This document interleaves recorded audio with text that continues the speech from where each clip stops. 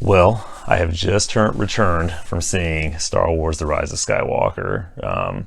This is a movie that I've been looking forward to for a long time and never really thought would actually get made. I remember when the prequel trilogy came out from 99 to 2005 and then ended. It felt like with Revenge of the Sith, that was it. Lucas was done. The prequel trilogy was not at the time well received, and I think even now a lot of people look back on it with a lot of disdain and frustration with some of the things that happened in it. I'm not necessarily one of those people, but certainly they are deeply flawed movies, with the exception of Revenge of the Sith, which is still a flawed movie, but much better in my opinion than episodes 1 and 2. So all that said, I never thought we were going to get another trilogy, or at least it was going to be a long time. Given how much money Star Wars makes, it shouldn't really be all that shocking. But, you know, I had been looking forward to the conclusion of this trilogy, you know, even when The Force Awakens came out. When I came away from The Force Awakens in 2015, having seen that in theaters, I was really stunned at how well Abrams had managed to capture the spirit of Star Wars.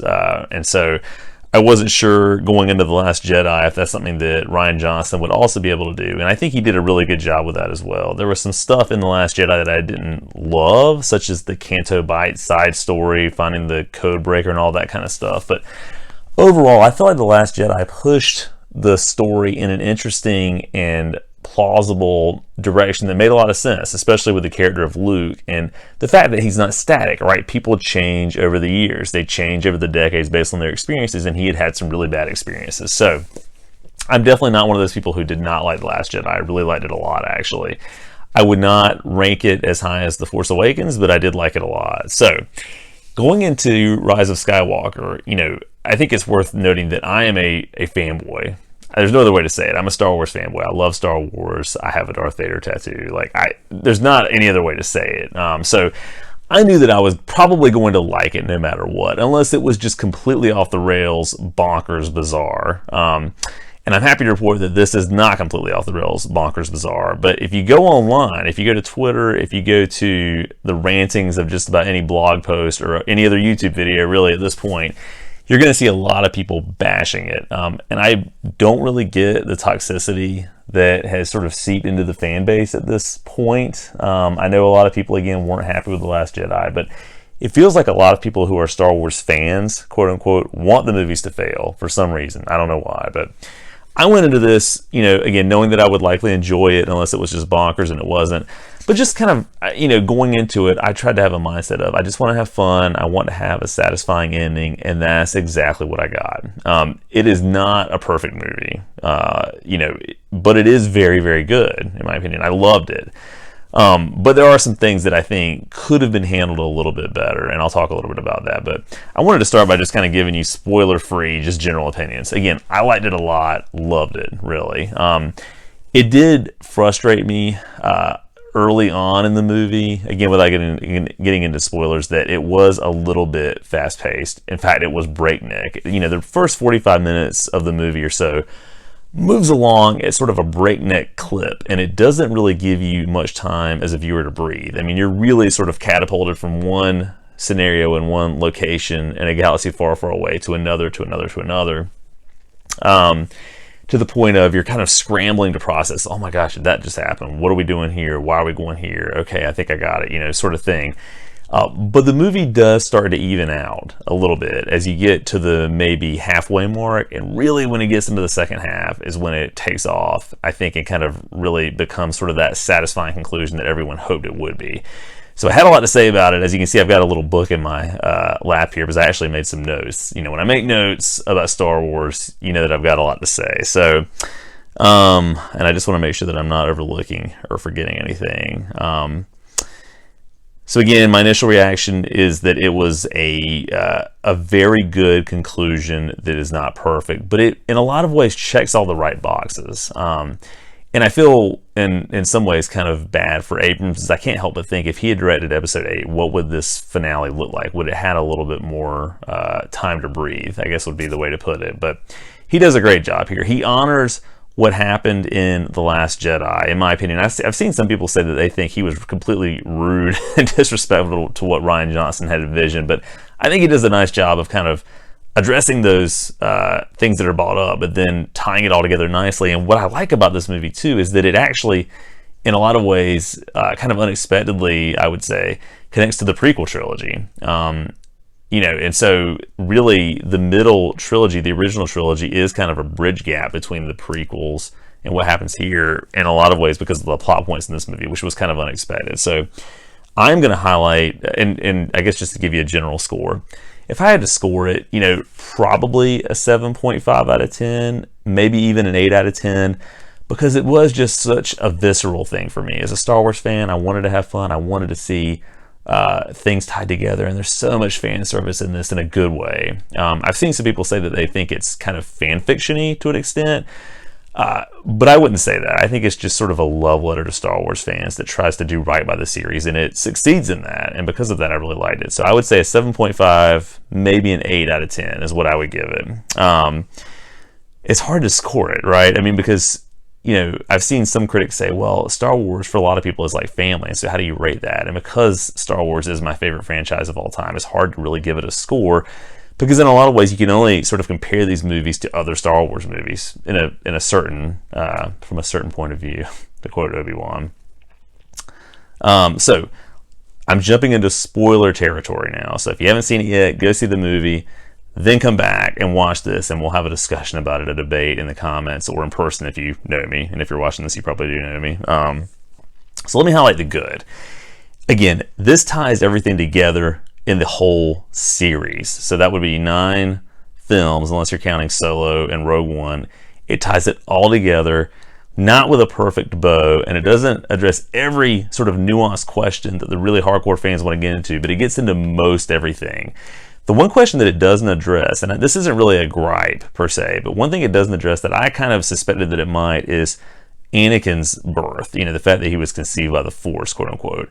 Unless I just somehow overlooked something, and I don't think I did, that's not really touched on here, and I kind of thought that it may be. But every other big question you've got about this movie is addressed. First and foremost of which has to do with Rey's lineage, right? So in The Last Jedi, Kylo tells her, you're nobody, you came from nobody. Your parents sold you off into slavery for drinking money. From a certain point of view, again, that was true, but we get a more sort of specific explanation of what exactly happened. And to sort of boil it down so I don't spoil everything, Rey is Emperor Palpatine's granddaughter. And I like that decision to make her his granddaughter because it explains all of her tremendous force powers that she has.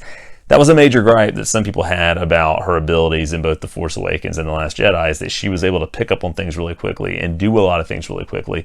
But it makes sense given that she was instilled with this naturally, given her heritage, her lineage.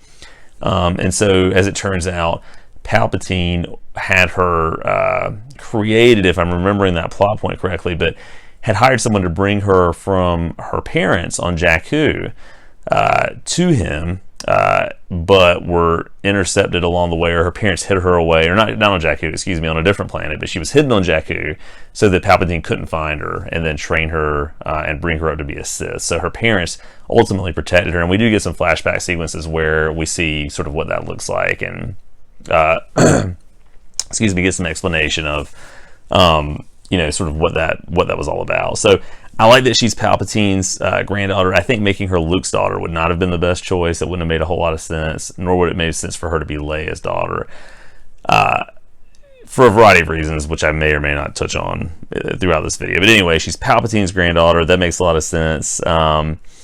And I like Kylo Ren's arc in this. So, going into it, you may have wondered, are they going to have to kill Kylo Ren? Is it going to be a Vader situation?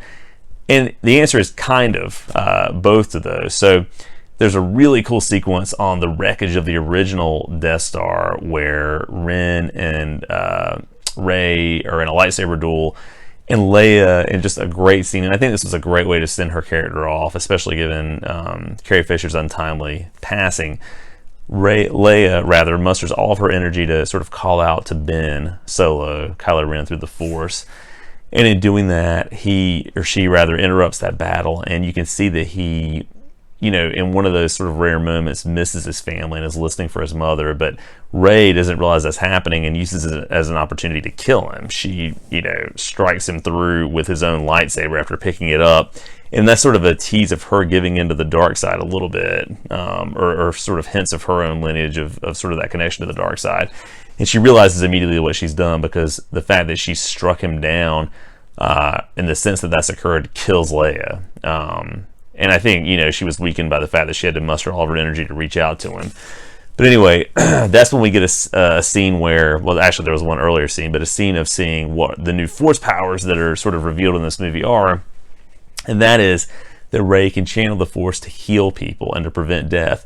And that's where this really connects to the prequel trilogy and makes a lot of sense. It makes me appreciate the movie even more. Anakin's whole downfall was predicated on the fact that he wanted to prevent Padme from dying, right? And so he devotes himself to the dark side in the hopes that he can make that not happen, but he fails, right? And he kills her inadvertently with his own anger, or she loses the will to live, as it were.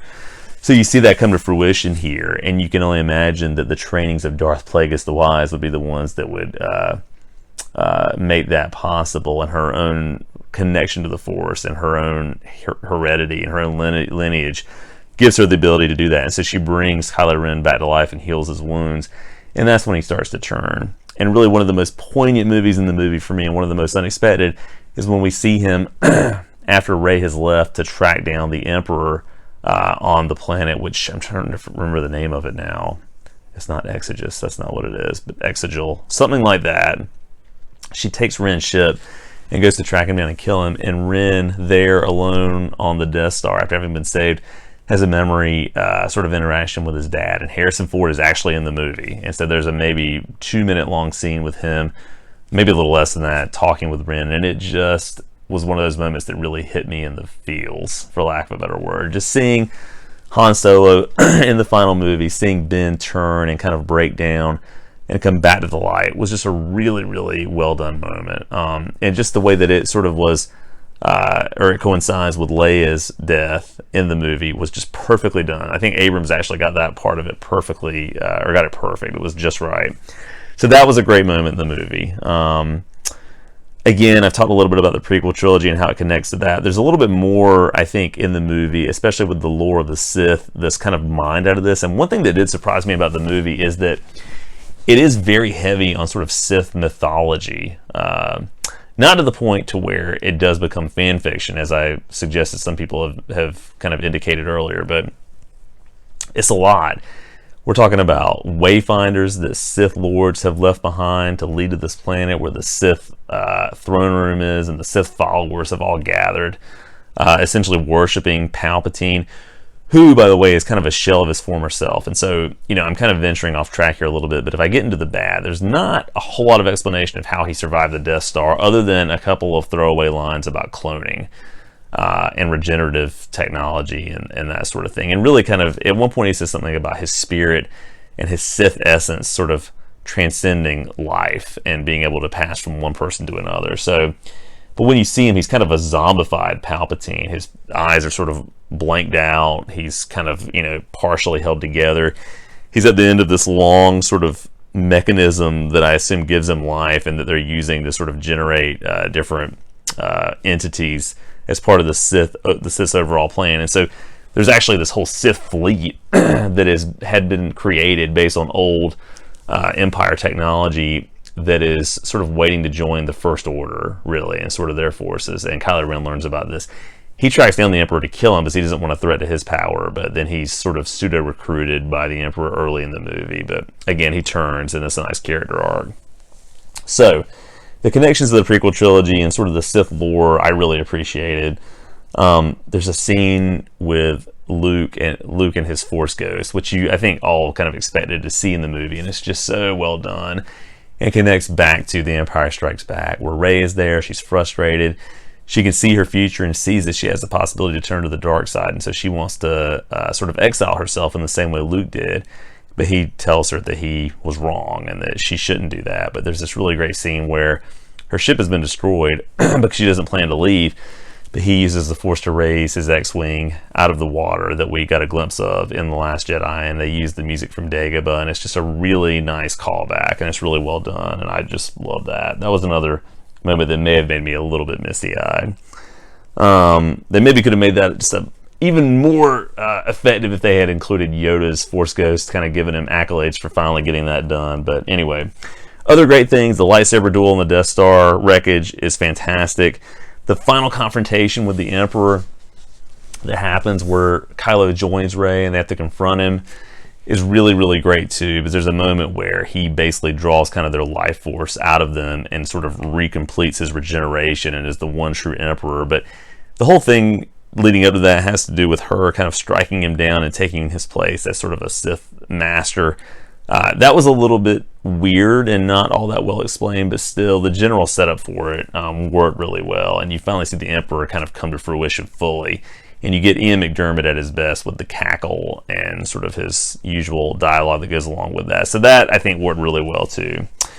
So the bad. I mentioned this in sort of the general non-spoilery moments, but it does move. The movie does move really, really quickly for the first 45 minutes or so. I mean, I'm talking at a breakneck speed. It's a little bit tough to process, and it feels like you're almost lagging behind trying to think about the different things that have happened, but it does slow down and even out and really kind of hits its stride later on. So that's a good thing that it recovers from that, because if it had continued to move at that speed, I think it really would have detracted from the overall effectiveness that we get a little bit later. I did think, so, and this is, again, spoiler territory, Rey, in the way that she ends up defeating the Emperor by using dual lightsabers to kind of deflect his lightning and cause him to disappear, as the power of all the Jedis that have come before her, those 1,000 generation of Jedis, sort of gives her the strength to do that. She ends up dying, but Kylo uses the Force to heal her, and they do have a moment where they kiss. So all of the Reylo fans who wanted to see that happen, they see that they embrace and that they, I guess, love each other, even though it's never spoken. He saves her, but the energy it takes to save her ends up killing him, and he's absorbed into the Force as a good guy, again, as is Leia's body. You know, we see that kind of cutaway scene because she now is sort of joining her son, and I think she feels like her mission has been fulfilled, that he's been turned. So Rey does live in the end.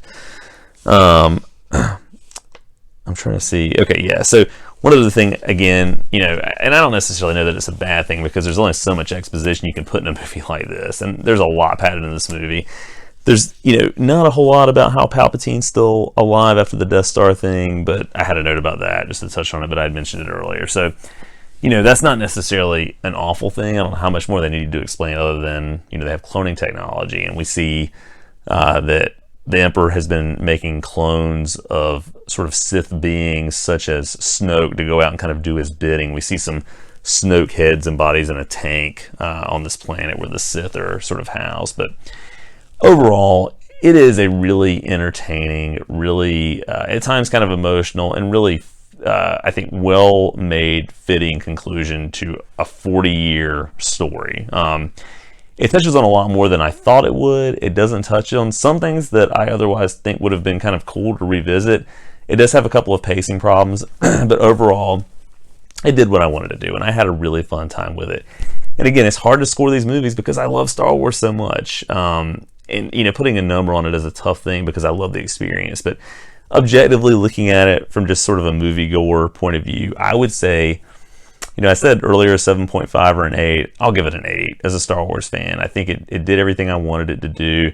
Could have been, you know, paced a little bit better, I think, and a little more, given a little more room to breathe. It would have been ultimately more effective, but, you know, I loved it. I'm going to watch it again in the theaters. I'm going to watch it when it comes out on Blu-ray, because I do have to get the Blu-ray. It ultimately looks better than streaming, in my opinion. But I'm really happy with what J.J. Abrams has done here. I think it's going to take me a while to process everything in the movie, and I don't know where I would rank it among all the movies at this point, but I think after I see it again and have some time to think about it, I'll probably have a good sense of that. So if you've seen the movie, let me know what you think. I'd love to discuss it, love to get somebody else's thoughts. Again, as a Star Wars fanboy, it's kind of hard to remove myself from it, but I would love to hear other opinions. So thanks for watching. I'll catch you again soon.